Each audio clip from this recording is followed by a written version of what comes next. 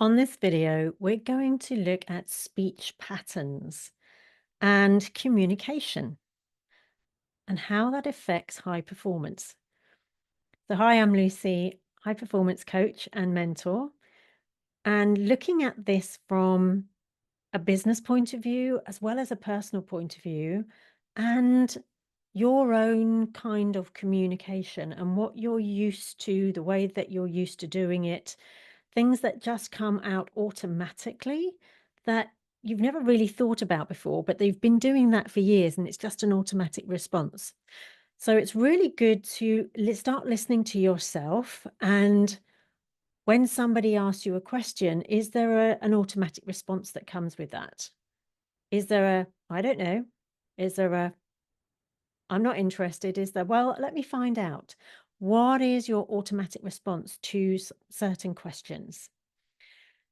And it can be something that you really mean sometimes, and other times it's just an automatic response. And often an automatic response is no. Sometimes an automatic response for people is yes. So, what is your automatic response? Once you start to notice your own, you'll also start to notice other people's automatic responses to questions, their responses within a conversation. And when you start to pick that, it really becomes very, very interesting, well, especially for yourself. And I was speaking with a speech pathologist the other day. In fact, I did an interview with her that you can find on my channel. And she was talking about sometimes we learn to speak when we're like 1.5, 2, 2.5, and our speech patterns haven't really changed very much since then. We could just be very demanding, and that's how we show up most of the time. We're demanding, we're assertive. Sometimes it's aggression because of stuff that's happened as a child. And that form of being very aggressive without even realizing that's what you're being. So it's not so much what you're saying, but it's the way that you say it. So even I was speaking with my son today and I asked him a question and he came back and it sounded quite, it wasn't aggressive, it was just very short. And I said, well, you don't need to be like that. He said, well, like what? I just answered the question. He didn't hear how he was saying it. And it landed as quite an affront to me. So being aware of how you say something and how you might be able to change that to land in a different way with people, because you can improve that as you go along. If you're finding that you're getting pushback from people, especially if it's at work and that's where you want to improve, then how can you make that more amiable? One of the things to communication is listening to other people's body language, right? And listening is you're seeing it. If you're a highly sensitive person, an empath like myself, you notice those things naturally. You're taking on board somebody's feeling, perhaps they're leaning back a bit, perhaps they've folded their arms or their legs, and you take on that information and you think, okay, they're closing up on me. They're closing, they're not interested. They're saying no, but without saying no. So that non-verbal communication is fascinating. If you can pick up on that, and you can learn how to do it if you're not doing that naturally.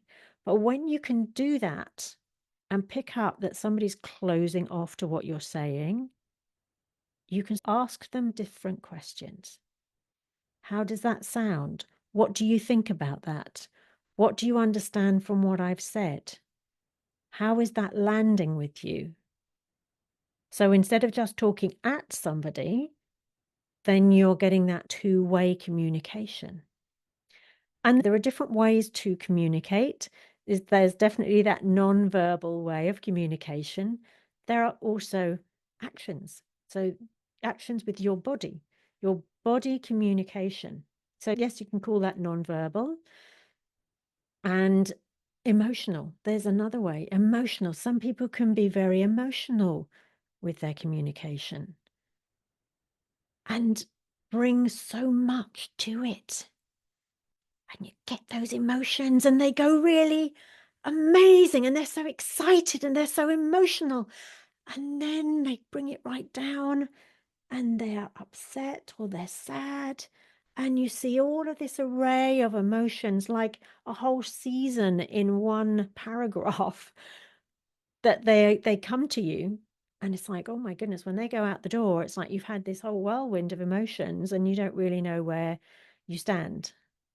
So tempering those emotions might be a good idea for that person, and bring it down to an emotional level that's more even, so that whatever they're saying can be taken on more easily. So the last thing I would say about that is find out your ideal communication style in different situations, and know that it can be changed. So if it's not at work, maybe your communication is great at work with your work colleagues, but your communication with your partner or your communication with your children, because you're using the same communication style that you do at work, which might be very direct, doesn't work at home. It doesn't work at home because you need to be more of a passive listener. You need to be more understanding. You need to be more emotional, perhaps, to be able to get the point across. You need to question more. So think about your work style and your personal style, because you might find that they're the same, but actually they need to be different. There will be another video coming up on screen, so I will see you over there. Wishing you an absolutely awesome day. And yeah, what's your speech patterns? Take care. Bye for now.